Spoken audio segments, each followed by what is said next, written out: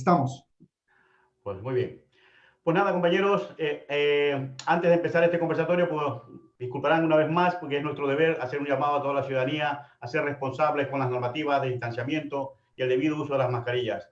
No olviden que estarán protegiendo sus vidas y la de los suyos de esta terrible enfermedad. Desde aquí, desde Manta, Ecuador, les habla Javier Bravo y doy paso a mi compañero moderador Diego Moya. Adelante, Diego. Muy buenas noches a todas y a todos. Gracias por estar presente en este conversatorio. L es el Enlace Latinoamericano Europeo, versión Ecuador, el cual es un proyecto de migrantes ecuatorianos y latinoamericanos en Europa que tiene como objetivo construir de manera participativa y consensuada un espacio de integración y unión en lo cultural, lo social y lo político, con el fin de vigorizar la representación de migrantes latinoamericanos en Europa.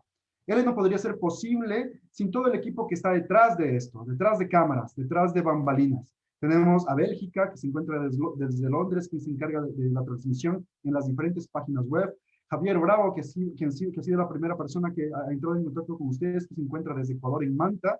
Tenemos a Daya Tixe, quien está desde España. Tenemos a Tania, quien está desde Alemania y quien se encarga de todos los controles. Y también tenemos a Cristian Mendoza, quien es la persona que interactúa con ustedes en la recolección de preguntas en Facebook Live y también en Zoom. Yo estaré acompañándoles con ustedes. Mi nombre es Diego Moya desde Londres y haré la moderación al final de la presentación de nuestro ponente. En este momento me gustaría darle paso a Daya, quien va a hacer la presentación de nuestro ponente. Muchas gracias. Adelante, Daya. Buenas noches a todos, buenas tardes en Ecuador, compañeros, en Ecuador, en Europa y en el resto del mundo, quienes nos acompañan conectados desde la plataforma Zoom y a quienes nos ven desde la retransmisión en Facebook Live. Un abrazo y bienvenidos. Desde el Enlace Latinoamericano Europeo, les agradecemos mucho por colaborar con nosotros compartiendo en este conversatorio. Asimismo, a todo el equipo de trabajo que está haciendo posible esto. Recibo un cordial saludo del compañero Quinto Lucas López. Mi nombre es Dayana, vivo en España y tengo el gusto de presentar a nuestro exponente del día de hoy con el tema Análisis de la geopolítica mundial y el significado de las elecciones en Ecuador. El compañero Quinto Lucas es un escritor, periodista y político uruguayo-ecuatoriano, experto en relaciones internacionales, geopolítica, comunicación política, dirección de medios de comunicación, literatura hispanoamericana y gestión cultural. Es magíster en estudios avanzados en literatura española e hispanoamericana por la Universidad de Barcelona. Ha sido docente de periodismo y de actualidad política y geopolítica en la Universidad Andina Simón Bolívar, Pontificia Universidad Católica del Ecuador y Universidad de las Américas en Quito.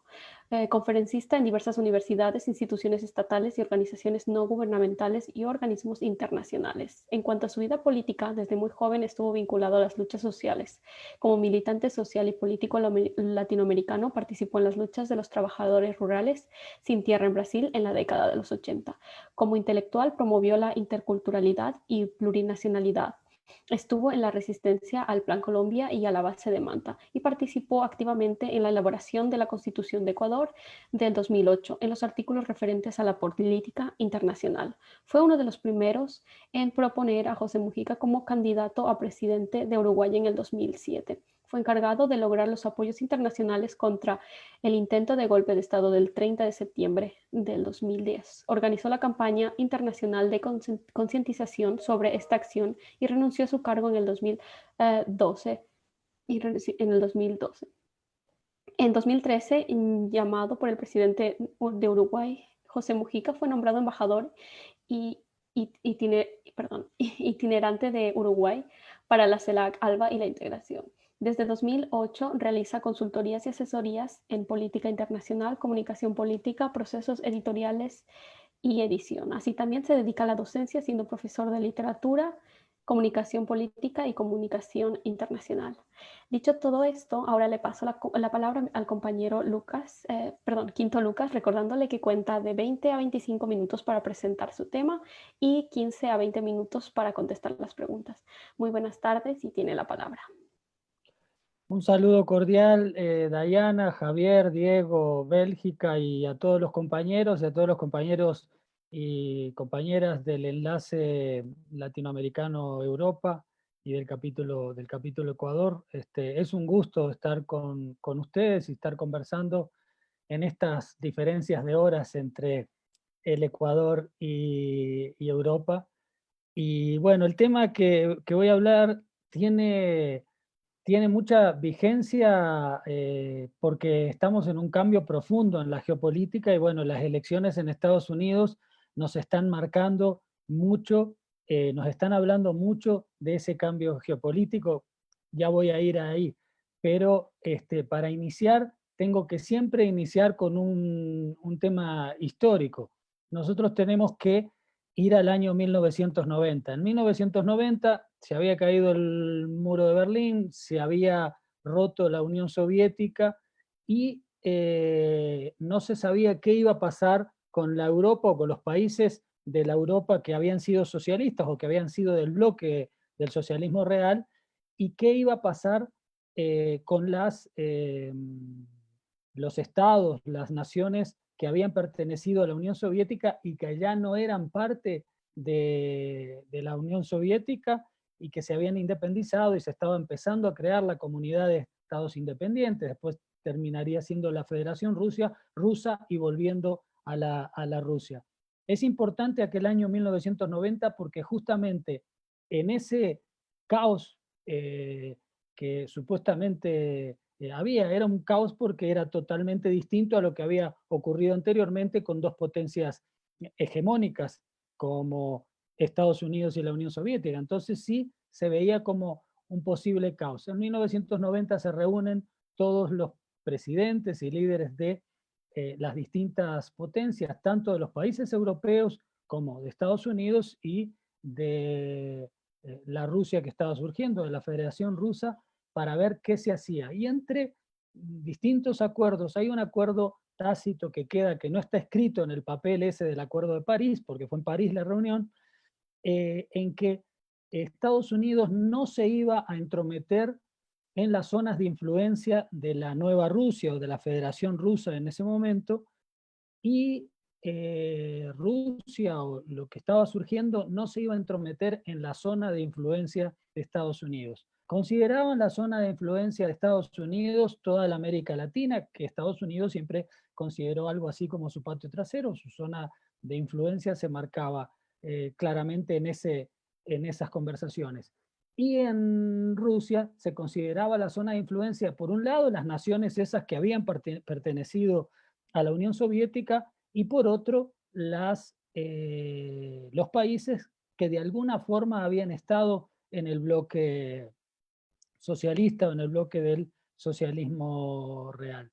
¿Por qué digo que eso es importante? Porque después va a tener mucha influencia en lo que está ocurriendo ahora. Va a tener mucha influencia porque Rusia, una de las cosas que le reclama a Estados Unidos es que no ha cumplido ese acuerdo. No ha cumplido ese acuerdo, que es un acuerdo, como digo, por fuera del papel firmado, pero que era un acuerdo que todos los diplomáticos, incluidos los diplomáticos alemanes, que justamente tuvieron mucho que ver porque ellos estaban en el tema de juntar las dos Alemanias, sabían que había un acuerdo ahí tácito que se suponía que se iba a cumplir. Bueno, Estados Unidos, en lugar de cumplir el acuerdo, Rusia lo cumple en el sentido de que se retira prácticamente su amistad o la amistad que tenía con Cuba. Cuba sale del CAME, bueno, el CAME se destruye. El CAME era el acuerdo económico, que era un acuerdo complementario entre los países del bloque socialista. Eso se destruye, pero Rusia de alguna forma enfría totalmente las relaciones con Cuba, que era lo que se consideraba que Rusia tenía alguna influencia supuestamente en América Latina. Y Estados Unidos, en lugar de retirarse de la zona de influencia, primero atrae a todos los países o gobiernos de los países que van surgiendo fuera del campo, de lo que era el campo socialista, los atrae hacia la OTAN. Uno de los acuerdos era que justamente esos países permanecieran independientes. Si no iban a estar en la égida de Rusia, tampoco estuvieran en la égida de la OTAN. Eso no se cumple y empiezan a ingresar todos los países, obviamente, a la OTAN primero, algunos después a la Unión Europea, pero eso ya es mucho después. Sobre todo es el ingreso y el vínculo con la OTAN, que eso empieza a preocupar a Rusia, pero bueno, lo dejan pasar, digamos. Y después ya empieza a intervenir directamente en las naciones que eran parte de la Unión Soviética. Por lo tanto, se rompe ese acuerdo, pero Rusia estaba disminuida, no era una potencia ya, una potencia mundial, y dejó pasar esos temas, más allá de que era parte y siguió siendo parte del Consejo de Seguridad de las Naciones Unidas. Estados Unidos se arma como la gran potencia hegemónica mundial, el mundo se transforma en un mundo unipolar en el que empiezan a darse las intervenciones humanitarias, tal vez ustedes recuerden, en Somalia, bueno, en Oriente Medio obviamente, las intervenciones después en Irak, la primera intervención en Irak, después vendrán las otras de Afganistán, Irak nuevamente, pero en ese momento sobre todo hay intervenciones humanitarias en África, en distintos países de África, y prácticamente no tiene ningún país que se le oponga, porque en el Consejo de Seguridad Rusia estaba disminuida y aceptaba lo que Estados Unidos decía, y China también, que era parte del Consejo, estaba tratando de forjarse económicamente y constituirse como potencia dentro del mundo, y también tenía una alianza de alguna forma, porque era una alianza del capital con Estados Unidos, porque las grandes transnacionales empezaron a trasladarse a China, y China de alguna forma utilizaba la tecnología para ir creciendo también de parte de su propia industria. Entonces, las dos potencias que podían pelearle la hegemonía de Estados Unidos o decir no estoy de acuerdo con esto, no existían en ese momento, y Europa de alguna forma iba atrás de Estados Unidos. Entonces, la potencia hegemónica empieza a controlar el mundo, empieza a controlarlo de distintas formas, como digo, con las distintas intervenciones, y viniendo a América Latina no se preocupaba tanto, porque en ese momento, en la década de los 90, estaban los gobiernos neoliberales que seguían las políticas, tanto económicas como las políticas en lo que tiene que ver de visión, de relacionamiento regional, en lo que tiene que ver con la visión militar y en lo que tiene que ver con la política, con la geopolítica en sí. Entonces no se preocupaba tanto Estados Unidos de lo que estaba pasando en América Latina. Era la primera ola neoliberal. La primera ola, realmente el primer gobierno neoliberal más fuerte fue el de Pinochet, que impuso el neoliberalismo a sangre y fuego y se impuso. Pero en América Latina, inclusive las dictaduras militares del Cono Sur no lograron imponer totalmente el neoliberalismo, a no ser Pinochet. Me refiero en Uruguay y en Argentina, no lograron totalmente. Los que imponen más fuerte el neoliberalismo son los gobiernos que surgen de esas dictaduras, que son los gobiernos de Menem, de Color de Melo, de Lacalle, el padre del actual presidente de Uruguay, de Julio María Sanguinetti en parte, pero sobre todo de Lacalle. Entonces, en ese momento Estados Unidos no se preocupaba por América Latina. Pero las políticas neoliberales, como ustedes saben, generan rechazo. ¿Por qué generan rechazo? Generan rechazo porque obviamente son políticas que van contra los derechos laborales, contra los derechos en general de las personas, y económicamente finalmente terminan favoreciendo a determinados sectores y desfavoreciendo a los más necesitados, y en esas políticas interviene mucho también las políticas del Fondo Monetario Internacional. Empiezan a generarse grandes movilizaciones en América Latina.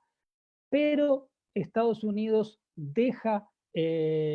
todavía no trata de intervenir directamente, pero sí esboza un modelo geoestratégico diferente para América Latina, que tenía una parte político-militar, que es la parte del Plan Colombia, y una parte económico-comercial, que era la parte del ALCA.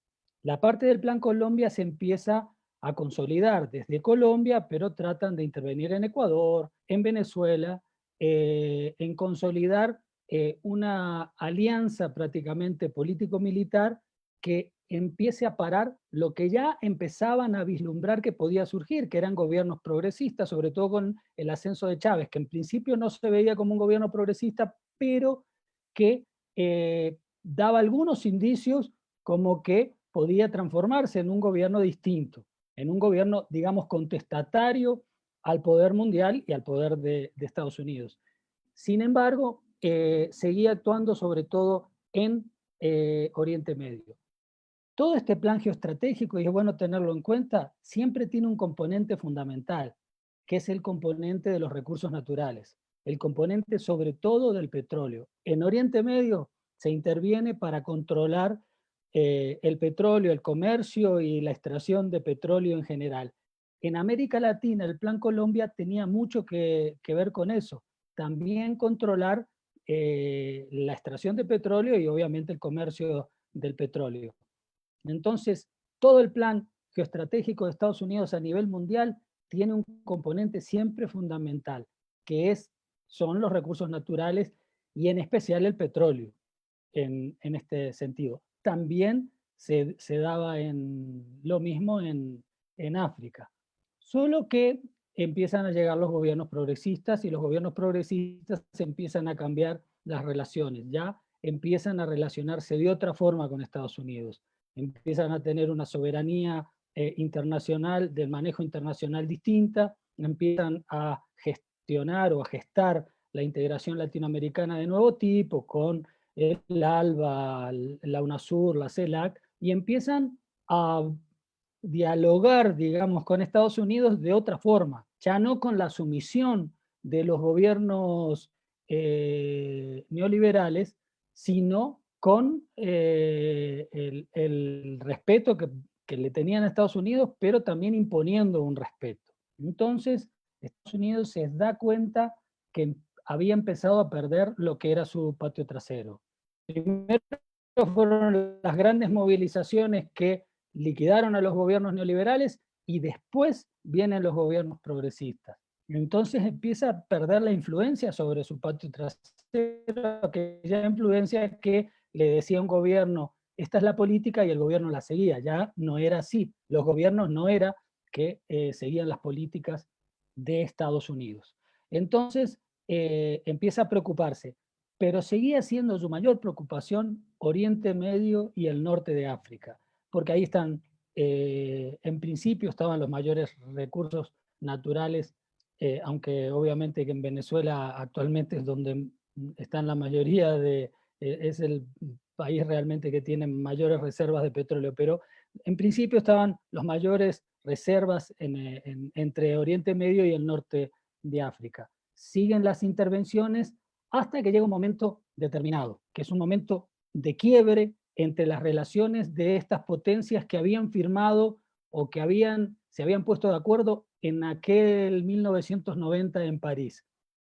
Porque Estados Unidos decide intervenir en Libia. Con la OTAN deciden intervenir en Libia. Intervenir en Libia porque también por el tema de los recursos naturales, también por la posición geoestratégica, pero el problema fundamental era controlar los recursos naturales. Y al intervenir en Libia, sacan una resolución del Consejo de Seguridad de las Naciones Unidas en la que el Consejo de Seguridad lo que le permite a la OTAN es solo hacer interdicción aérea de los posibles aviones de combate de Gaddafi. Pero eso no queda ahí y no se cumple. Empiezan a intervenir directamente, a bombardear, entre eso población civil, y bueno, finalmente terminan matando a Gaddafi y bueno, y creando en Libia lo que es actualmente, ese país totalmente quebrado, con una atomización total, una polarización total, pero lograron controlar los recursos naturales y además quedarse con el dinero de Gaddafi que estaba en los bancos europeos. Pero bueno, eso ya fue casi un pirataje. Pero en todo caso se quedaron con los recursos naturales porque terminan negociando con una parte del país, con otra, y finalmente son... En ese momento hay un quiebre con Rusia y con China, pero sobre todo con Rusia. Rusia, que había aceptado las intervenciones en Afganistán, en Irak primero, en Afganistán después, en Irak después, y todas las otras intervenciones, cuando intervienen en Libia, sin prácticamente cumplir el acuerdo del Consejo de Seguridad, ya es como que pone una luz amarilla sobre las relaciones con Estados Unidos. Ya habían cumplido mucho, habían aceptado mucho, pero ahora Estados Unidos intervenía en una zona de influencia muy, muy cercana, ¿no? Y estaban viendo que venía después de eso la intervención en Siria, donde tienen un vínculo muy directo, tiene Rusia con Siria históricamente. No es solo una cuestión ideológica o política, sino históricamente. Y China también empieza a ver que al intervenir en África, que es una zona de influencia china en muchos sentidos, pero sobre todo económica, también le empieza a perjudicar. Pero además se empiezan a dar cuenta que Estados Unidos no cumple determinados acuerdos, como eso de Libia. Pero además China ya estaba creciendo y tiene todo un crecimiento económico y se transforma también en acreedor de Estados Unidos. Entonces, la potencia hegemónica mundial empieza a quebrarse porque estas otras dos potencias empiezan a cuestionarle el papel que está jugando. Pero además de estas dos potencias, empiezan a surgir otras potencias no tan grandes, digamos, o no con tanta influencia, pero sí con mucha influencia. Además, América Latina empieza a integrarse, empieza a consolidarse como un bloque que empieza a ser escuchado a nivel mundial, que empieza a jugar también su papel en la OPEP, en las distintas relaciones y en los distintos organismos, tanto comerciales como económicos, y entonces la gran potencia empieza a sentirse como que está bloqueada, que está golpeada. Y bueno, la realidad es que las otras dos potencias empiezan a crecer y se empiezan a dar nuevos relacionamientos. Ahí es cuando esta potencia golpeada se da cuenta de que había abandonado su zona de influencia y su patio trasero, como se decía en otras épocas. Y ahí intenta regresar hacia América Latina. Yo me he ido tratando de no extenderme mucho, porque si no me voy muy, muy largo. Por eso no hablé tanto del Plan Colombia ni del ALCA, que ustedes saben cómo terminó. Pero bueno, Estados Unidos ahora trata de volver hacia América Latina. ¿Cómo trata de volver? Por un lado, tratando de golpear la integración que se había gestado, que estaba firme, pero que le faltaba consolidarse, le faltaba fuerzas para que no pudiera quebrarse fácilmente. Y Estados Unidos empieza a golpear la integración, empieza a generar otros grupos como la Alianza del Pacífico, empieza a tratar de generar diferencias dentro de los gobiernos progresistas y además fuera de los gobiernos para tratar de influenciar cada vez más. Y bueno, se da esa etapa de ruptura de los gobiernos progresistas, de quiebre de muchos gobiernos con por la oposición que surgió afuera de los gobiernos, pero también por la oposición que surgió dentro, más que oposición, por los, como se dice vulgarmente, topos que estaban adentro, que realmente no eran parte de los gobiernos progresistas, sino que estaban para destruir, como ocurrió en Ecuador, es el caso más claro. Pero todo, ahí hay una influencia muy grande de Estados Unidos, que se empieza a dar cuenta de que primero Rusia ya no le deja intervenir en Siria tan fácilmente. Después China empieza a poner determinadas trabas y no deja que Estados Unidos usufructe o marque las reglas del comercio mundial, sino ellos, que ahora son una gran potencia, tienen que también influir en el comercio mundial y tienen que aceptar sus reglas también. Entonces empieza a darse un enfrentamiento global por distintos lados. Y eso se traduce en América Latina, se traduce en todo el globo y en algunos casos es a nivel militar, en otros a nivel político, en otros a nivel económico y a nivel comercial. Entonces pasamos a vivir una guerra global que se nota en distintos escenarios. Y en el caso de América Latina, Estados Unidos al volver a América Latina se implantan nuevos gobiernos, como ustedes saben, gobiernos totalmente sumisos a la política de Estados Unidos y empieza a controlar América Latina. Pero hay un punto que no logra controlar, que sigue siendo Venezuela. De la misma manera que en la década de los 60 no lograba controlar Cuba, y Cuba era un mal ejemplo entre comillas, para el mundo y sobre todo para la América Latina y para el hemisferio sur, por lo que significaba que una isla manejara políticas independientes estando al lado de Estados Unidos, Venezuela se transforma en algo mucho más complejo, porque es una potencia en recursos naturales, porque tiene las mayores reservas de petróleo, y porque además geoestratégicamente está ubicada en un punto fundamental del Caribe y la América del Sur, entre la América del Sur y la América y el propio Estados Unidos y la América Central. Entonces es un punto fundamental para Estados Unidos manejar esos recursos naturales, y empieza a ver que no hay posibilidades de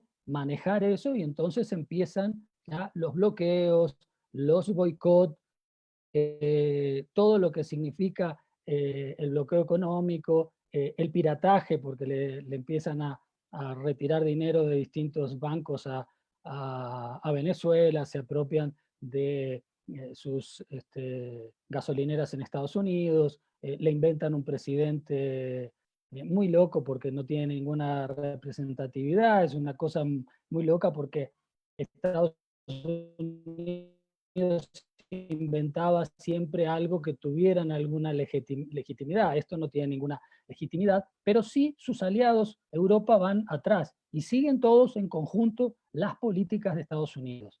Sin embargo, en este mundo que ya estas dos grandes potencias, China y Rusia, empiezan a influenciar y a influir en distintos ámbitos, Rusia consolidando sus zonas estratégicas, consolidando sus relaciones en el mundo más allá de que algunas potencias europeas no quieren tener ese relacionamiento supuestamente porque Estados Unidos las presiona, pero finalmente por la realidad económica y por la realidad de los recursos naturales de Rusia necesitan tener relaciones. Eso pasa con Alemania, es un ejemplo muy claro, que hablan mucho pero finalmente tienen que conversar y hacer alianzas con Rusia.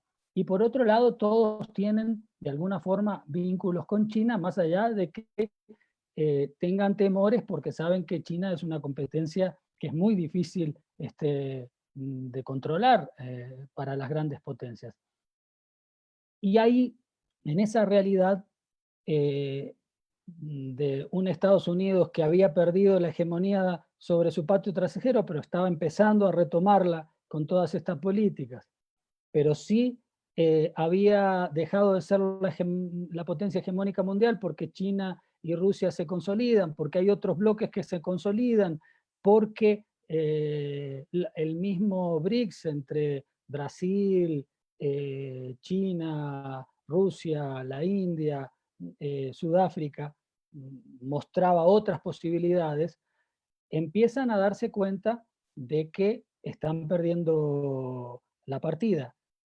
Y se dan las elecciones y surge un personaje que, más allá de su discurso fascista, es un personaje que patea el tablero de la geopolítica mundial mucho más, porque hasta Obama, si bien iba perdiendo la hegemonía, Estados Unidos se movía en consonancia con sus aliados, trabajando con la Unión Europea, discutiendo con China, pero no peleándose con China, y discutiendo más o menos con Rusia, pero no peleándose.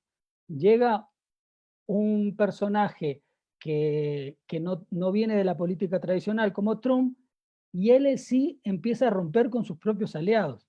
Hay mucha gente que cree que Trump en realidad respondía mucho más, sí tiene una visión fascista o tenía una visión fascista desde su discurso y obviamente de la gente que lo sigue y las cosas que quería hacer con el muro con México y todo su discurso racista.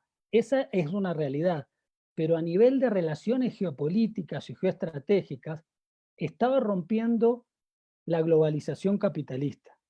Estaba empezando a romper la globalización capitalista porque se cierra, porque tiene que competir con China. ¿Cómo dice competir con China? A ver, las transnacionales que están en China tienen que venirse aquí. Y vamos a empezar a cerrarnos y nosotros vamos a transformarnos cada vez más en proteccionistas. Eliminemos los acuerdos comerciales que tenemos y los acuerdos comerciales, si quieren renovarlos va a ser con nuestras condiciones. Siempre los tratados de libre comercio y las zonas de comercio hechas por Estados Unidos o consolidadas por Estados Unidos eran impuestas por Estados Unidos, pero no les gustaba, por ejemplo, el Telecán, lo cambiaron, y las relaciones con Europa empiezan a romperse porque empieza comercialmente a ponerle aranceles a los autos europeos, empieza a pelearse con el mundo que es el sostén de la globalización capitalista. Entonces, claro, era un personaje que era casi como un elefante en una cristalería.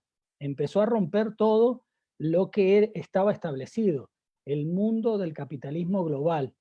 Por lo tanto, casi todo el status quo de Estados Unidos empieza a querer sacarse de encima de ese tipo, más allá de que obviamente tenía unas visiones fascistas, todo lo que decimos, lo que es real de lo que era Trump, pero por otro lado, también estaba amenazando al status quo, porque estaba ayudando a romper Europa. Él prefería romper Europa, romper en el sentido de que el Reino Unido se vaya para un lado y la otra Europa quede por otro lado, y él hacer solo alianza con Inglaterra.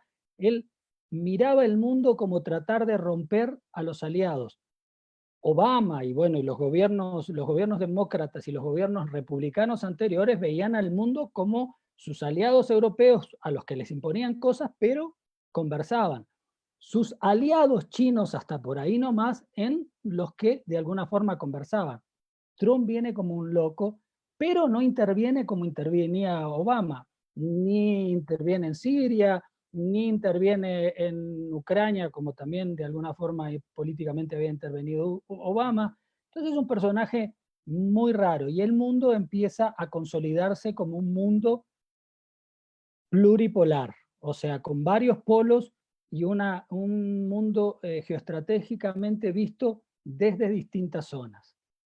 En ese mundo, América Latina perdió su chance de integración porque el bombardeo que hizo, por lo que hizo la gestión de Estados Unidos y por todos sus gobiernos post-progresistas, porque en esta realidad lo fundamental era haber consolidado por lo menos una estructura que era la más adecuada y digamos con la que tenía más capacidad de consolidarse como bloque, que era la UNASUR, en la que estaban distintos gobiernos, los gobiernos progresistas, pero también gobiernos de derecha que estaban de acuerdo porque en ese momento se daban cuenta que venía un mundo multipolar y que en ese mundo multipolar solo vamos a sobrevivir en alianza. Los pequeños países va a ser muy difícil que sobrevivan solos.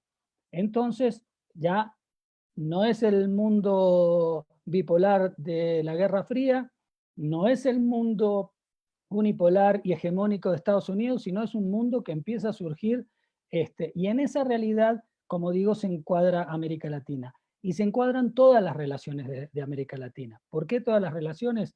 Porque de Venezuela acosada, atacada, de alguna forma tiene que buscar otras alianzas. Si es atacada por Estados Unidos, tiene que buscar alianzas en otras potencias y empieza a aliarse obviamente con Rusia, con China en menor medida, más comercialmente, pero con Rusia, como Cuba cuando era acosada y atacada, tuvo que, más allá de la visión ideológico-política, también por sobrevivencia tenía que integrarse en un bloque de la otra potencia que existía, que era la Unión Soviética. Eso es una realidad que plantea la geopolítica del momento, y es así, que a veces tiene que ver con lo ideológico, porque bueno, ahora vemos que quienes más despreciaron al ser humano dentro de esta época de la pandemia fueron justamente los aliados, Estados Unidos y sus aliados, y las otras potencias tuvieron una visión un poquito más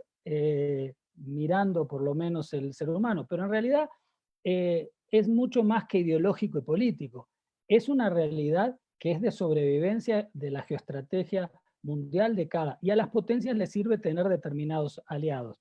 Entonces nosotros, que ahora empiezan a resurgir los gobiernos progresistas, bueno, vivimos esta segunda ola neoliberal con estos gobiernos que, además de ser unos gobiernos entreguistas, sumisos a las políticas de Estados Unidos, en realidad se transformaron en represores. aquellos gobiernos de la primera ola neoliberal, sacando a Pinochet, los de las democracias post-dictaduras, fueron represores, pero no represores en la capacidad de represión que han tenido estos gobiernos. Porque el neoliberalismo, como digo, genera movilizaciones. Y ahí vimos cómo se movieron estos gobiernos en la represión en octubre en Ecuador, en Chile, en Bolivia, además dando un golpe de Estado.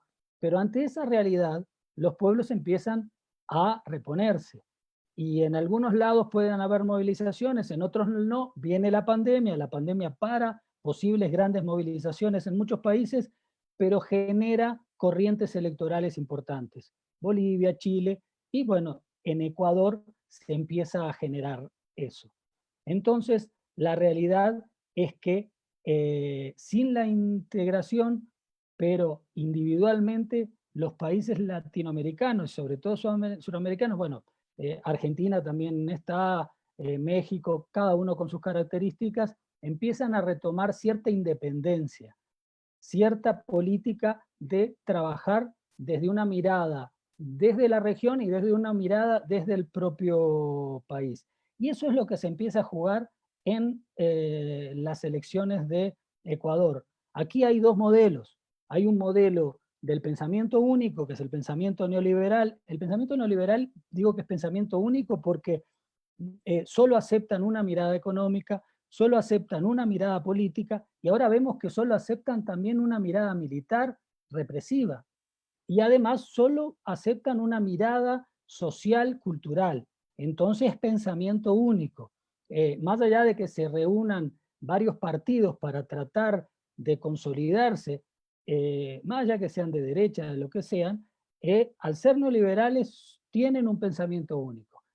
A ese pensamiento único se enfrenta el pensamiento múltiple, diverso, que tiene distintas visiones del progresismo.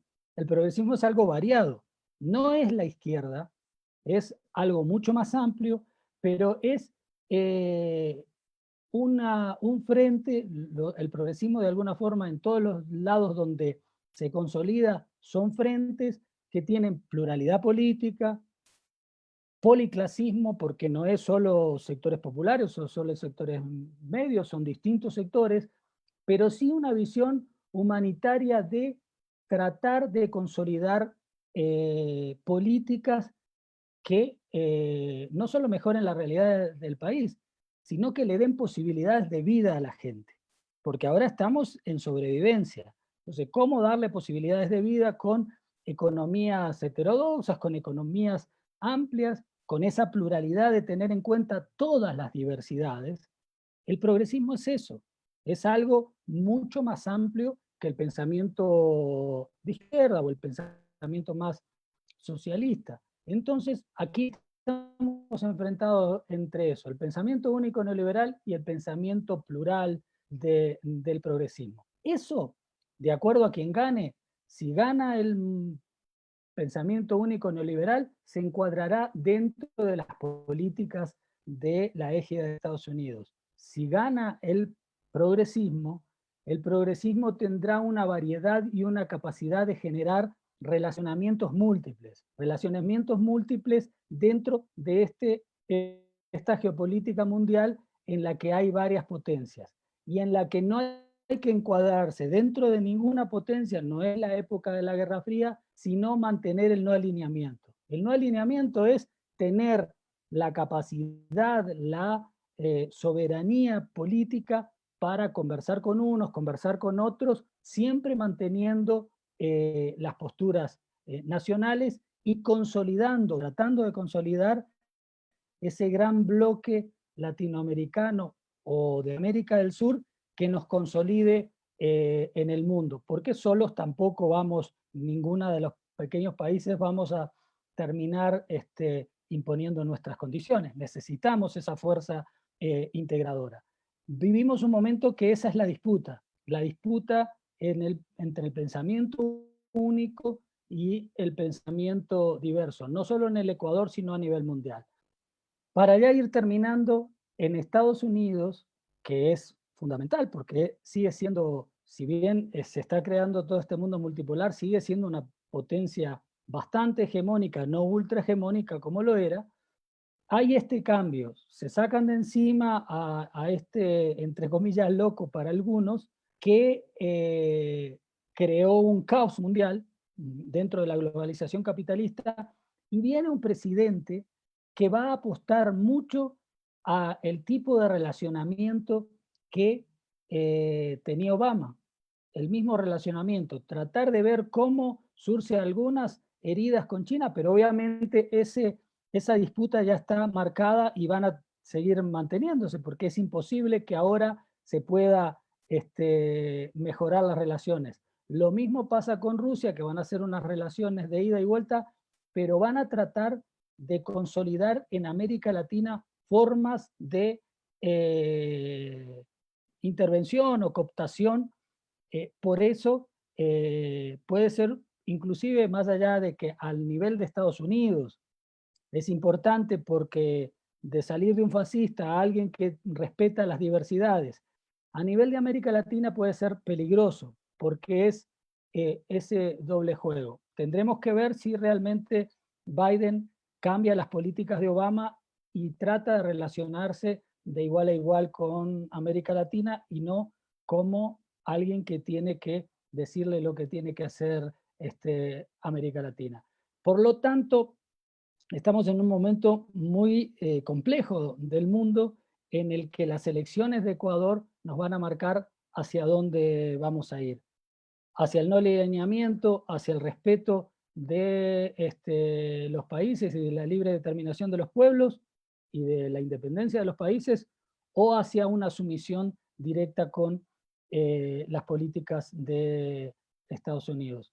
Lo otro es que obviamente Biden va a tratar de recomponer su relación con Europa, tratar de que el Reino Unido y la Unión Europea traten de recomponerse y buscar otro tipo de relacionamiento. Hay una cosa positiva. La cosa positiva es que en el imaginario de la gente, en lo simbólico, se va un fascista y viene alguien mucho más amplio. Y eso influye en las otras regiones, porque obviamente cuando alguien va a votar en América Latina dice, ah, se cayó el fascista, ahora también en América Latina vienen gente más amplia, más democrática, más progresista. Entonces eso es importante porque genera imaginarios que a la gente le parece muy bien.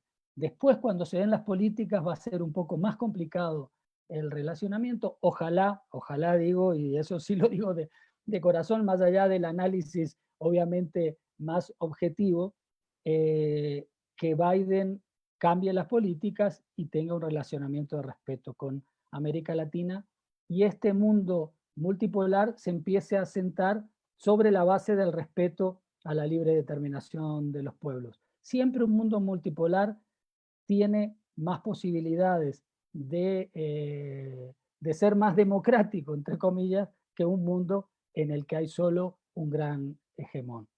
Creo que quedo por ahí para no extenderme mucho y no ser ya aburridor. Muchas gracias, Quinto. En realidad, pudiéramos pasar escuchándote mucho más. Empezaste en el tema de la URSS, pero si empezabas más antes, en la Segunda Guerra Mundial, posiblemente igual hubiésemos estado felices de escucharte. Muchas gracias por ese resumen que nos has dado. Bueno, mientras les invitamos a todas las personas a que se animen a hacer preguntas, tenemos ya uno, Javier Bravo está ya en la primera persona, Pedro Cruz, muchas gracias. Les recordamos que cuando hagan la pregunta pueda ser muy breve, 30 segundos, que no se puedan extender más de ese tiempo y que puedan ir directo a la pregunta. Quinto, me gustaría preguntarte algo antes de empezar con las preguntas de los compañeros. Tú dijiste algo clave, que siempre hay una característica que tiene que ver con los recursos naturales en esta dominación internacional, en este juego geopolítico. Ya empiezan a haber varios estudios que estamos ya cayendo en la producción petrolera y particularmente también en Ecuador. Posiblemente en los años 40 ya no tengamos que exportar, más bien capaz nos toca importar petróleo. ¿Qué va a pasar en un escenario post-petrolero en Ecuador en particular y en Latinoamérica, cuando ya no tengamos eso. Este dominio internacional por parte de la potencia de Estados Unidos va a continuar, va a empezar a mermar, va a haber otros recursos por los cuales va a haber la disputa. ¿Cuál es tu lectura al respecto? Bueno, sí, sí están disminuyendo, pero todavía por unos cuantos años va a seguir existiendo el tema del petróleo. Como decía, Venezuela tiene reservas prácticamente intocadas. Brasil incluso tiene reservas. Entonces todavía, a pesar de que sí está disminuyendo, es el tema. Pero hay otros recursos fundamentales y Bolivia fue un ejemplo fundamental, el tema del litio. El tema del litio es algo increíble porque también empiezan a surgir nuevos recursos que son necesarios para mantener esta globalización capitalista. Entonces no es solo el petróleo, son otros recursos.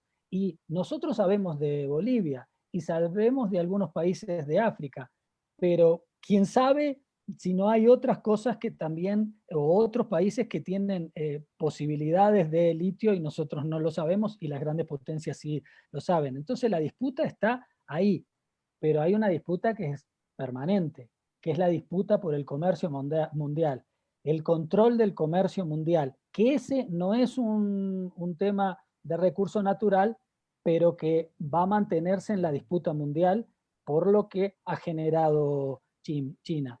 Pero claro, los recursos seguirán siendo por muy buen tiempo el eje fundamental de las disputas geopolíticas y geoestratégicas. Muchas gracias, Quinto. Por favor, Javier, me gustaría darte la palabra para que puedas hacer tu pregunta. Gracias, muy amable. Hola, señor Lucas, encantado de conocerle. Verá, esta pandemia ha develado algo muy interesante en lo que es la naturaleza humana. Es impresionante lo que hemos podido alcanzar a hacer en un momento a otro. Creíamos tener controlado nuestra naturaleza y la verdad es que no tenemos controlado nada. Le explico. El Consejo de Seguridad de las Naciones Unidas tiene 5 miembros permanentes y 5 miembros que rotan, ¿verdad? De esos 5 miembros permanentes tenemos a China, los Estados Unidos, Francia, la Federación Rusa y el Reino Unido. En pleno apogeo de la pandemia, estos países se olvidaron de que son parte de un Consejo de Seguridad de la ONU y comenzaron a incautar en las aduanas mascarillas, todo tipo de guantes, todo tipo de material sanitario para su beneficio, olvidándose de los destinos que tenían ya reservados esos artículos o esos instrumentos sanitarios. En otras palabras, se manifestó un descontrol total, ¿no? En ese momento. La pregunta que yo me hago es, ahora viene el asunto de la vacuna y entiendo que empezaremos a ver otro desorden más, porque parece ser que la ONU no maneja nada con respecto a las realidades que debe manejar. O sea, cuando pasa en este asunto de las pandemias, allí donde necesitamos a una ONU verdaderamente fuerte, sólida, pero parece ser que está en pañales. Y le digo porque viene el asunto de la vacuna y estamos hablando de 7.500 millones de vacunas, en el cual ya hay algunas aves de rapiña preparadas para distribuirlas, ¿no? A su buen entender. ¿Y quién controlará esto? Me pregunto. ¿Otra vez los señores 5 permanentes van a hacer lo que les da la gana? ¿O a qué nos vamos a tener? Para finalizar, ¿cuál es el papel en realidad de la ONU en todo este desorden? Bueno, ahí toca un punto fundamental. En realidad hay una ruptura de la gobernanza, de lo que se dice gobernanza mundial. No hay un gobierno mundial porque la ONU, que de alguna forma ese Consejo de Seguridad todopoderoso tenía determinadas movidas, actualmente hay una ruptura porque ahí primero vivimos una guerra global que se traslada a la pandemia. Se nota en la pandemia la guerra por manejar, por cómo manejar la pandemia, pero después por cómo manejar las vacunas, cómo manejar la investigación. Todo eso se está notando y es parte de esa guerra mundial. No es solo una cuestión sanitaria, es una cuestión de una guerra que estamos enfrentando. Pero la ONU en sí, no, los organismos multilaterales en realidad no tienen ningún poder sobre el mundo. La ONU es una organización que, más allá de que la Asamblea General es algo democrático, que se puede deliberar, hablar, no tiene ninguna representatividad de poder, digamos. Porque primero que ese Consejo de Seguridad ya estaba venido a menos. Estaba venido a menos porque además es un Consejo de Seguridad que surge prácticamente de la Segunda Guerra, a la que se incorpora China, pero hoy en día, de los ganadores de la Segunda Guerra, pero hoy en día hay otras potencias que podrían ser parte del Consejo de Seguridad si nos manejamos con esa ambición que se tenía cuando surgió el Consejo de Seguridad. Alemania es una potencia mucho más importante que muchas de las que están ahí. Japón mismo, y América del Sur como América del Sur podría ser, y India, y el África subsahariana con Sudáfrica. Entonces ya ese Consejo de Seguridad es inviable, no tiene la posibilidad. Y hoy que sus integrantes se disputan el comercio, se disputan la geopolítica mundial, obviamente es imposible que exista una gobernanza, es un caos. Entonces, el Consejo de Seguridad también es parte y demuestra esa ruptura mundial que hay, esa guerra, que es una guerra global, como digo, sórdida, a veces por distintos, se notan los organismos multilaterales. No los cambiamos, no logramos democratizarlos, hacerlos más amplios en la época que podíamos, ahora va a ser muy difícil, porque ¿cómo democratizar la ONU? Entonces va a seguir, tal vez Biden intente un poco moldear. Hasta Trump, hasta Obama, digamos, que no cumplió, los otros gobiernos de Estados Unidos trataron de siempre cumplir con la ONU, digamos. Ellos imponían, pero era la ONU las que les daba la posibilidad de intervenir en Irak, de intervenir en distintos... Con Libia se rompe eso. Y después, bueno, con Trump ya no le da importancia ni a la ONU ni a nadie. O sea, entonces rompe toda esa posibilidad de alianza. Estamos en un mundo caótico, pero cuando empiezan, cuando empiezan a caerse imperios, esa es la historia de la humanidad. Cuando los grandes imperios empiezan a caerse o empiezan a terminar, a perder hegemonía, no se van a caer totalmente, porque Estados Unidos no se va a caer, pero sí a perder hegemonía, empiezan a darse disputas internas dentro de esos imperios, pero también empiezan a surgir otras potencias que le pelean a eso. Y ese es un momento de caos, digamos. No sé qué es caos, porque a esta altura el mundo vive un caos ya general de hace tiempo, pero digamos que es un caos si tenemos que ver, si lo comparamos con lo anterior. Porque la globalización capitalista era un modelo armadito, bien armado, que nos... Esa es la realidad. Vivimos un momento, sí, de caos en la gobernanza mundial. Gracias, señor Lucas. Muchas gracias. Por favor, le recordamos a las personas que tomarán la palabra que puedan hacer en 30 segundos su pregunta de forma directa a nuestro ponente. Por favor, Pedro Cruz, si le podemos dar el audio, por favor, equipo técnico, para que pueda tomar la palabra y hacer su pregunta. Adelante, Pedro. Sí, muy buenas tardes, compañeros. Mi pregunta es que, digamos, ahora con el retorno del progresismo que está volviendo en Latinoamérica, ¿qué nos podrías aconsejar, digamos, para poder resguardar nuestros recursos en Latinoamérica? O sea, con la llegada del progresismo que estamos recuperando nuevamente en Latinoamérica, ¿qué medidas podrán tomar ellos para proteger nuestros recursos naturales? Esa es mi pregunta. Bueno, en realidad, un saludo cordial. En realidad, el progresismo tiene que recuperar, por un lado, la soberanía económica. Recobrar la soberanía económica es recobrar la posibilidad de ejercer política económica, cosa que no tienen estos gobiernos. Y eso significa, por ejemplo, en el caso de Ecuador, renegociar con el FMI. Es verdad que hay determinados acuerdos, pero decirle claramente, nosotros podemos cumplir esto y no vamos a cumplir esto otro, no lo podemos cumplir. No porque no querramos, bueno, sí son cosas que alguien los hizo, pero tenemos que hacer un estudio de legitimidad, de legalidad, pero además de la sobrevivencia de nuestro pueblo. Si esto va a perjudicar a nuestro pueblo, no lo podemos cumplir. Entonces tenemos que recuperar soberanía económica. Eso es fundamental en todos los países. Pero ya para enfrentar este caos mundial y esta realidad y proteger los recursos naturales, no es solo recuperar soberanía económica, recuperar soberanía política en general y recuperar institucionalidad, porque en el Ecuador está totalmente desinstitucionalizado. Está desinstitucionalizado en una justicia que está totalmente rota, que persigue gente por perseguir, por odios, por determinadas cosas. La justicia nunca fue totalmente independiente en ningún país, pero ahora ya es una ruptura total. La justicia está rota. El Ejecutivo está roto porque no cree nadie, ni el 4% de la población.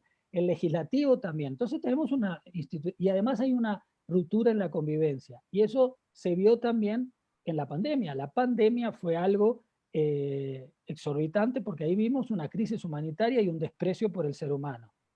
40.000 muertos en exceso y la gente, el gobierno ni le importaba, pero inclusive la gente empieza a transformarse. Por eso digo que está rotas todas las relaciones. Por eso habría que pensar, no sé si no tenemos que pensar en un nuevo pacto social, en una nueva constitución, en algo hay que pensarlo muy bien, hay que trabajarlo, pero las cosas tienen que cambiar porque esa institucionalidad está rota. Todo eso tenemos que fortalecerlo, institucionalidad, soberanía económica, pero además tenemos que ir a una integración, porque solo se protegen los recursos naturales con gobiernos que defiendan, que tengan soberanía económica y que tengan una institucionalidad fuerte y que protejan políticamente, que tengan soberanía política, soberanía militar también, pero bueno, finalmente aquí no se mueven las cosas por el tema militar porque somos muy, muy pequeños. Pero lo fundamental sí es la integración.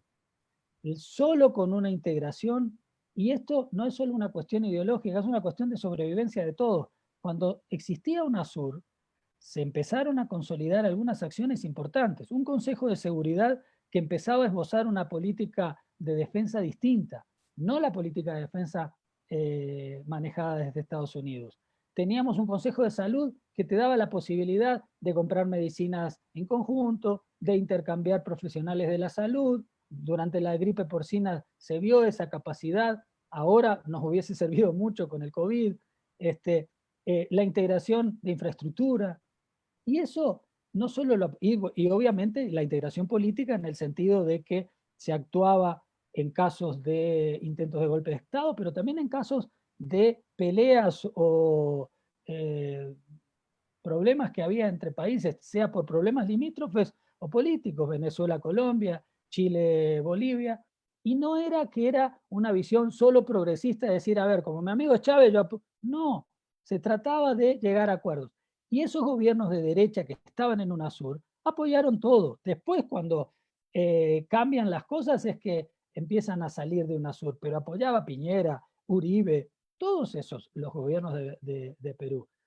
Entonces todos saben de alguna forma íntimamente que para sobrevivir en este mundo y en este mundo caótico necesitamos la integración. Y esa integración también nos posibilita fortalecernos en la institucionalidad y fortalecernos en las defensas de nuestros recursos. Muchas gracias, Quinto, y también Pedro por su pregunta. Tenemos a Juana Ochoa, por favor, si también ahora tiene la palabra para hacer la pregunta. Les recordamos a las personas que van a intervenir de poder hacer la pregunta de forma concreta en menos de 30 segundos. Muchas gracias. Buenas tardes. Un saludo desde Manta, Manabí, Ecuador. Compañero Quinto Lucas, siempre estamos pendientes de sus intervenciones muy orientadoras y muy pertinentes en el tema, cómo se desarrolla la política en nuestro país y en los países de América del Sur. Yo quisiera que usted nos indique, nos ilustre más sobre de qué manera influyó la desintegración de UNASUR por parte de este gobierno para nuestro país y para los países de América Latina. Gracias. Bueno, el gobierno de Ecuador jugó un papel fundamental, un triste papel fundamental, porque si bien fueron varios gobiernos que fueron siguiendo las políticas de Estados Unidos y empezaron a salir de UNASUR y tratar de romper UNASUR, es este gobierno que juega un papel simbólico muy importante. ¿Por qué juega un papel simbólico muy importante? Porque la sede de UNASUR, de la Secretaría General de UNASUR, está en el Ecuador. Entonces, cuando el país sede prácticamente desiste de UNASUR y además pone en cuestionamiento la sede y empieza a inventarse cosas, cosas muy burdas, para no decir cosas peores, obviamente que juega un papel muy importante, pero ahí tendríamos que ver el papel que juega Ecuador, el gobierno de Ecuador, en todo lo que tiene que ver inclusive con la intervención hacia América Latina. La posibilidad de una base de drones en Galápagos, nunca, ningún gobierno, imagínense ustedes que ni los gobiernos de derecha aceptaban intervenir en el conflicto colombiano.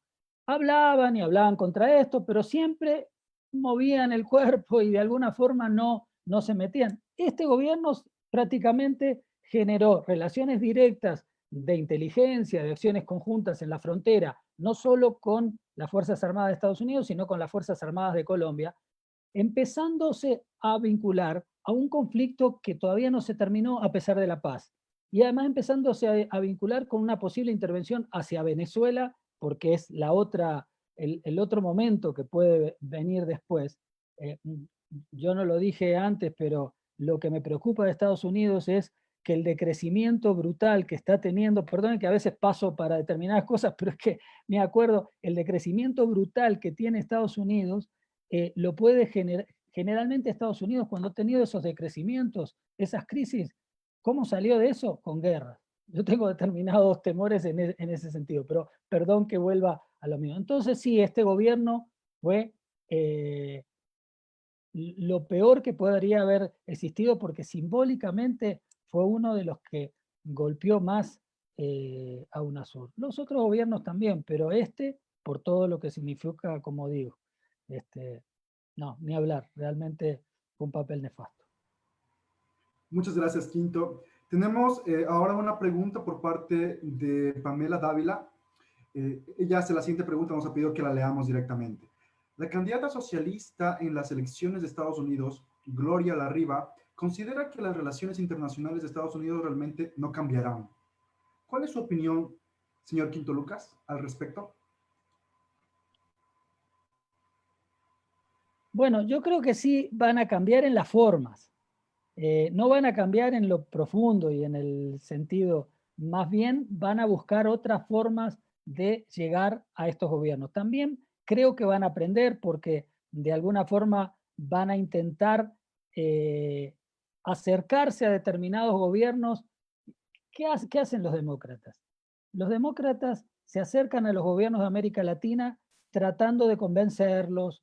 Después, bueno, si tienen que intervenir, intervienen como todos, pero tratan de generar algunos diálogos. No es Trump, que era muy, muy loco, pero en la esencia es verdad, no van a cambiar, porque finalmente Estados Unidos necesita ser potencia hegemónica. Y para ser potencia hegemónica necesita tener una zona de influencia, para no decir patio trasero, que le secunde. Y necesita tener un patio del costado o aliados fuertes que también le secunden, que es Europa. Entonces, puede cambiar ese relacionamiento, tratar de fortalecerse, no ser tan loco pero en el fondo, obviamente que no. Y en las políticas contra Venezuela van a mantenerse, tal vez mejore el relacionamiento con Cuba, que puede ser que cambie un poco el relacionamiento, pero en la realidad sí se va a mantener una política muy similar. Tal vez, como digo, con las formas, tratando de dialogar de otra forma, pero muy similar. Ojalá me equivoque. Ojalá, no sé, Biden haya aprendido un poco y entienda de que el mundo es otro. Pero bueno, es difícil para una potencia hegemónica decirle que el mundo es otro. Muchas gracias, Quinto. Ahora me gustaría darle la palabra a María Calle, por favor. Adelante. Buenas noches, soy María Calle de Italia. Muy interesante su presentación. Mi pregunta es, regresando al tema del COVID y regresando al tema de UNASUR, que al momento no está. Pero si se alcanzaría a ganar, aunque con Ecuador, un gobierno que no tienda al progresismo como lo que se está proponiendo, ¿cuánto tiempo se necesitaría para poder crear una integración en modo tal de hacer frente para comprar las vacunas para este virus? ¿Usted cree que el próximo gobierno alcanzaría un poquito a organizar mayormente a América Latina para poder hacer frente a esta cosa que nos estamos también viviendo, porque está matando mucha gente? Hoy día en Italia salió un reportaje de que los indígenas han quedado completamente abandonados, han muerto más de 100 indígenas y además están continuando a trabajar para la extracción del petróleo. Gracias. Imagínense, bueno, en realidad tenemos que tener claro que durante la pandemia quienes mayormente se han muerto son los pobres, son los que trabajan, los trabajadores, son los que tuvieron que salir a enfrentar en cualquier lado y porque no les quedaba otra, porque o se mueren por la pandemia o se mueren de hambre, entonces tienen que salir. Esa es la verdad. No es que es una pandemia que decían igualitaria, como decían algunos. No, no. Es una pandemia claramente que ataca a los sectores más desfavorecidos porque esos sectores tienen menos defensas, por lo tanto lo agarra un virus, cogen ese virus y obviamente no resisten, no tienen dónde ir, no tienen hospitales, como pasó aquí, que bueno, el gobierno se quejaba de que durante la Revolución Ciudadana se habían hecho hospitales. Menos mal que se habían hecho, porque si no, hubiese sido mucho peor de lo que es. Entonces, eso es una realidad, tenemos que tenerlo en cuenta. Ahora, imagínense si hubiésemos tenido UNASUR y el Consejo de Salud ahora para enfrentar ya no solo el tema de la pandemia en sí, sino el tema de compra usted lo dijo claramente, el tema de compra de las vacunas.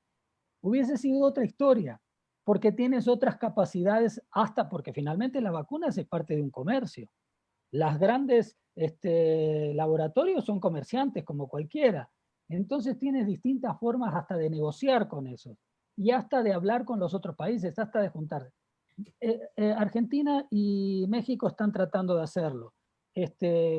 Venezuela ha hecho algunos acuerdos con Rusia, Cuba tiene muchas posibilidades porque también está generando una vacuna, pero Cuba tiene también muchas dificultades económicas.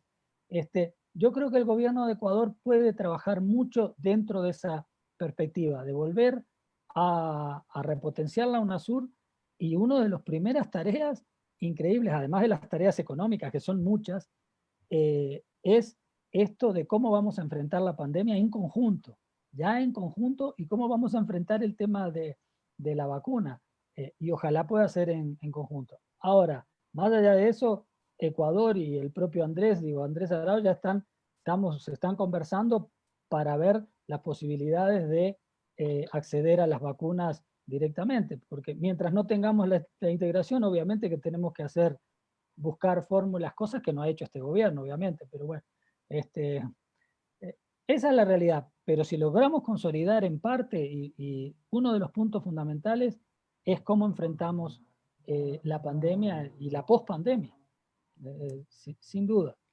Yo creo que hay posibilidades, pero no es de un día para otro. Muchas gracias, María, muchas gracias, Quinto. Quinto, a mí me gustaría retomar un poco lo que tú mencionabas durante tu exposición. Mencionaste dos momentos claves, el tema del ALCA y el tema del Plan Colombia. Yo recuerdo que yo estaba en el colegio en esos tiempos, cuando en la FESE decíamos no al ALCA. Y luego estaba en la universidad cuando decíamos no al Plan Colombia. Entonces, bueno, mis hermanos y toda la audiencia que tiene, que tal vez no tenemos ese contexto de la historia que es importante para lo que está pasando actualmente. Entonces recuerdo que tuvimos la guerra con Sixto en el 95, y luego vino todo el gobierno desde Bucaram hasta Maguat con el tema de la dolarización.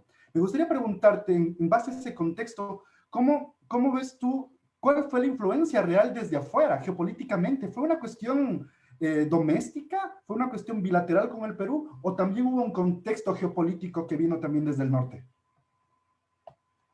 Hay varias cosas. Una es el tema del ALCA y el Plan Colombia.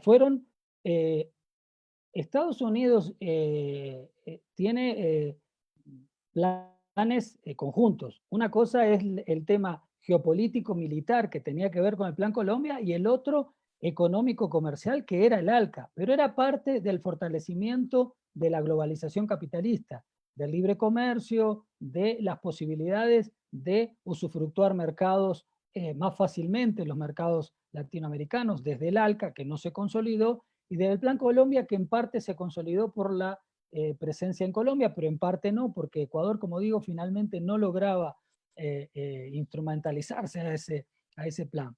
Pero el tema de Perú, el tema de la guerra con Perú, obviamente que hay heridas y problemas que tienen que ver en la historia, y que tal vez eso sea parte de que en Ecuador tengamos unas fuerzas armadas que son más nacionalistas, que no son fascistas como las Fuerzas Armadas del Cono Sur, que obviamente eran y siguen siendo. Lo de Bolivia se demostró con una estructura de pensamiento fascista. Las Fuerzas Armadas ecuatorianas no. Hay personajes que pueden ser más fascistas, pero como Fuerzas Armadas son mucho más vinculadas con el pueblo y tienen un carácter nacionalista, que puede surgir de dos cosas, de su carácter de clase, pero también de esa guerra con el Perú que les metió dentro una cuestión de defensa de la nacionalidad. Entonces hay esas cosas y hay todo, pero ¿cómo se generaron las cosas? Obviamente que hubo una generación externa, que además consolidó el modelo neoliberal, pero además las negociaciones, y ahí fue algo terrible, porque algunos diplomáticos que dicen que han defendido al país en realidad entregaron Tiwinsa, aceptaron 1 kilómetro cuadrado lleno de, como es, de bombas y unas cosas terribles, y firmaron un acuerdo terrible, que bueno, sabemos lo que pasó. Y todo fue, de alguna forma, hubo la intervención de Estados Unidos, eso sin duda, tanto en la generación del conflicto como después para que Ecuador, habiendo ganado el conflicto en el terreno, lo pierda en la mesa, o sea, en las negociaciones y cómo se vendió entre Maguad y Fujimori y todas esas cosas. Ahí hubo una intervención externa. Puede decirles o firman o hacen esto o puede pasar cualquier cosa. Sí, sí hubo una intervención, no hay ninguna duda. No podía, el problema de Ecuador era que había que, y de Perú, de los dos, es que había que consolidar el modelo neoliberal en los dos lados, y se consolidó mediante una guerra. Es algo increíble. Muchas gracias. Me ha escrito por interno Javier. Javier, por favor, tienes la palabra para hacer tu pregunta. Disculpe que le vuelva a insistir, señor Lucas. Este asunto de la pandemia nos trae muchas lecciones. Hablemos a nivel global, ¿no? A nivel mundial. Una de las cosas que yo no he podido notar en este asunto de la pandemia, a un verdadero líder mundial, que sea representativo y que de una manera u otra alce la voz para poder decir lo que está bien y lo que no está bien. Con todo respeto lo digo, no sé si usted tendrá algún líder mundial. Digo que con este asunto de la pandemia, ¿no cree usted que la humanidad está obligada a tener un nuevo orden mundial que se apunte a lo que en verdad necesita la humanidad, que es la justicia social y la distribución equitativa de todos los recursos del planeta para con aquellos que en verdad los necesitan? Dado que esta pandemia lo que ha demostrado en realidad es la falta de humanidad que tiene la misma humanidad. Le pregunto. Gracias. Grande su pregunta. Antes de responderle, solo una cuestión que tiene que ver con la anterior. Cuando yo hablo de Fuerzas Armadas ecuatorianas nacionalistas y distintas a las del Cono Sur, ya quieren cambiarlas.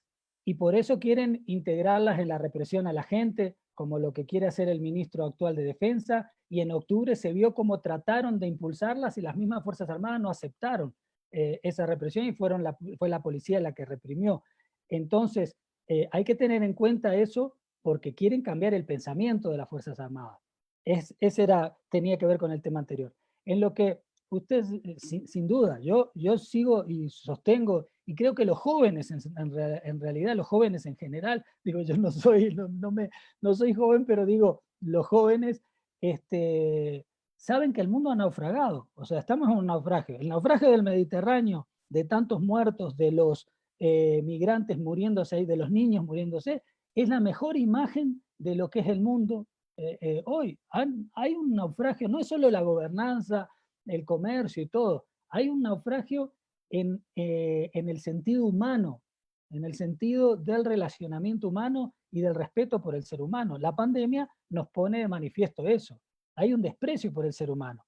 Que se mueran los pobres no importa, que se mueran los viejos no importa, que sobrevivan los más fuertes. O sea, esa es un poco la realidad. Digo, es terrible, pero eso es lo que se empieza a sentir. Y muchos que se imaginaban, bueno, después de la pandemia va a surgir una solidaridad, lo estamos viendo en Quito. La realidad es que hay un desprecio entre la gente, hay una falta de solidaridad muy grande. Entonces yo decía, nosotros en la década de los 50, 60, 70 y después en la década de los 80, las generaciones anteriores a la nuestra, mi generación, nosotros teníamos ciertas utopías y muchos teníamos la utopía de que íbamos a hacer la revolución, íbamos a construir el socialismo y bueno, vimos que eso era un poquito más difícil, que era una cosa más compleja, que el mundo es más complejo y que la vida es más compleja en sí. Y después era una utopía honesta y una utopía seria, importante, muy importante.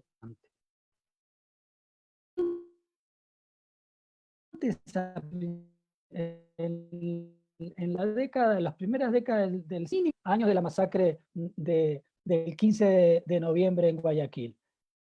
Era tratar de conquistar los trabajadores anarquistas, tratar de conquistar derechos. Ahora los jóvenes tienen una utopía mucho más difícil, tan honesta, con tanta energía, pero mucho más difícil, más compleja, porque es salvar la humanidad. O sea, hoy, si no se salva el mundo, no se salva nada. Y salvar la humanidad pasa por el tema ecológico, pasa por el relacionamiento humano, pasa por el respeto a todas las diversidades, pasa por una cosa mucho más amplia. Entonces, por eso digo, los jóvenes son los que la tienen más difícil, porque no es como nosotros que pensábamos crear un mundo mejor, pero no es solo una cuestión de gobernanza, es realmente de relacionamiento humano. Y eso tiene que ver con lo cultural, con lo educativo, con, bueno, con tantas cosas que a veces son subjetivas, no son muy concretas. Pero estamos en un momento muy complejo. No tengo la solución, pero creo que si nosotros potenciamos organismos multilaterales que estén solo pensados en lo político, en lo económico y comercial, y no tenemos organismos que estén vinculados en lo cultural y en la presencia del ser humano, de los pueblos, y eso no funciona, no van a seguir sin funcionar. Muchas gracias, Quinto. Me gustaría hacerte, ya como para ir cerrando también, porque amigo, vamos cumpliendo el tiempo que habíamos acordado. Quinto, me gustaría, tú mencionaste en tu charla esta disputa entre el pensamiento único neoliberal y el pensamiento amplio, plural, progresista. Y claro, muchas personas que vienen de la tendencia de izquierda ahora se van identificando con el progresismo, pero también otras tendencias como tú mencionabas. Me gustaría como, si tú nos puedes explicar un poco más, porque algunos realmente no entendemos muy bien dónde mismo estamos, qué es esto del progresismo, cómo se va dando, cuál es la génesis, si toda esta disputa y toda esta lucha que ha habido en el pasado también es parte de la creación y de que emerja esta nueva tendencia política. Si nos podrías tú explicar un poco más al respecto. Claro, la propia historia de la humanidad y de América Latina nos muestra cómo se van desarrollando determinados caminos. Yo sigo pensando, pero pensando estratégicamente, eso no es mañana, ni después de las elecciones, ni después de 40 años, que solo una sociedad con un socialismo humano puede sobrevivir, puede sacarnos de este mundo. Con un socialismo humano y obviamente con una repartición igualitaria de los recursos que tienen cada país y que tienen. Yo sigo pensando eso y estoy convencido, pero sé que no es que yo con los que podamos estar de acuerdo vamos a ganar elecciones o a lograr tratar de cambiar el desastre actual que existe solos.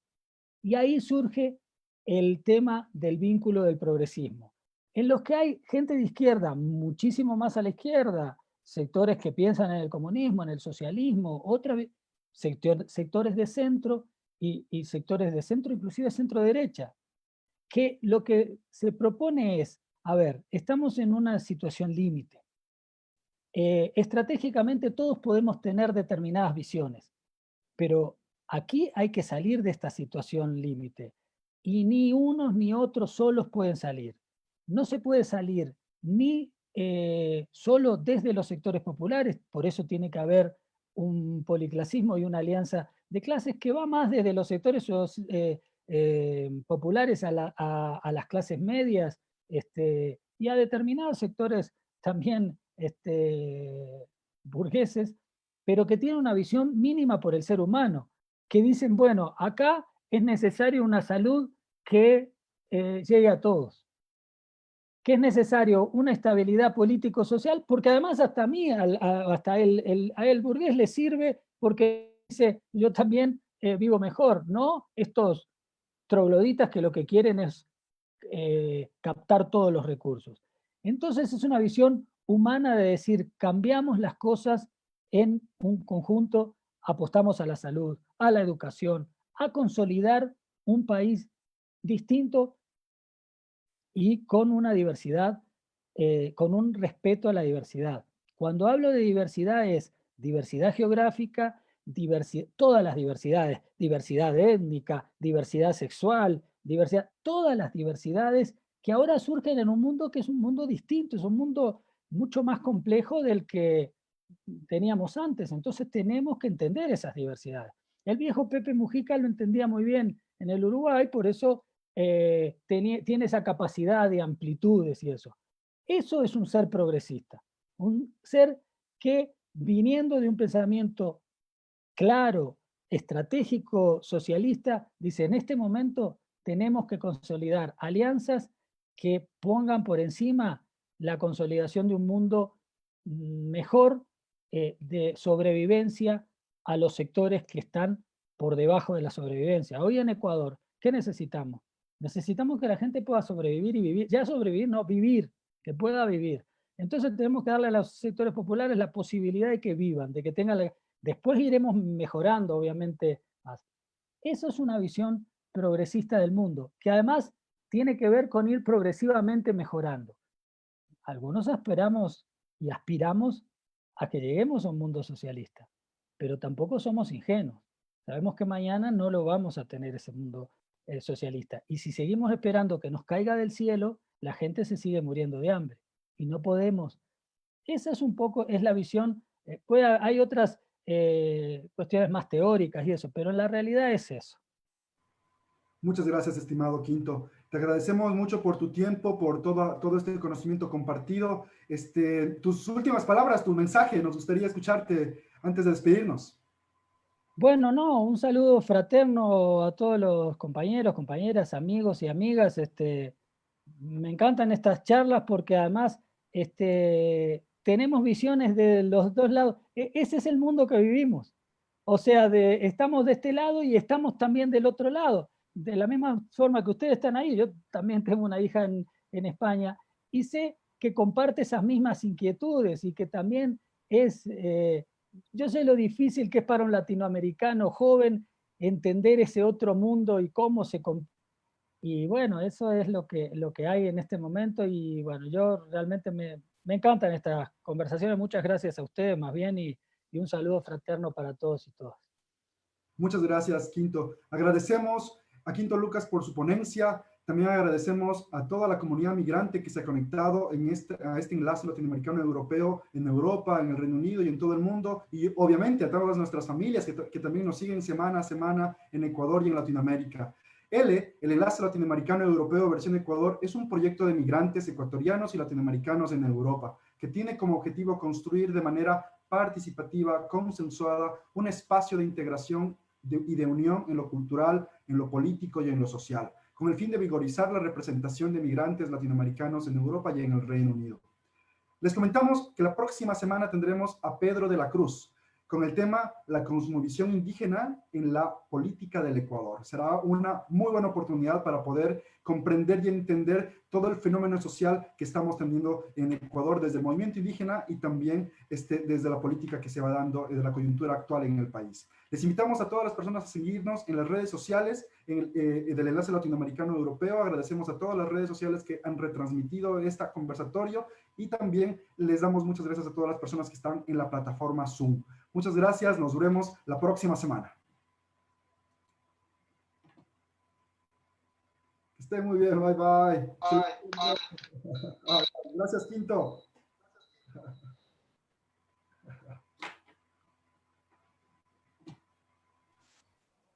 Ahí estamos, muy bien. Muchas gracias, muchas gracias. Chao, chicos. Sí.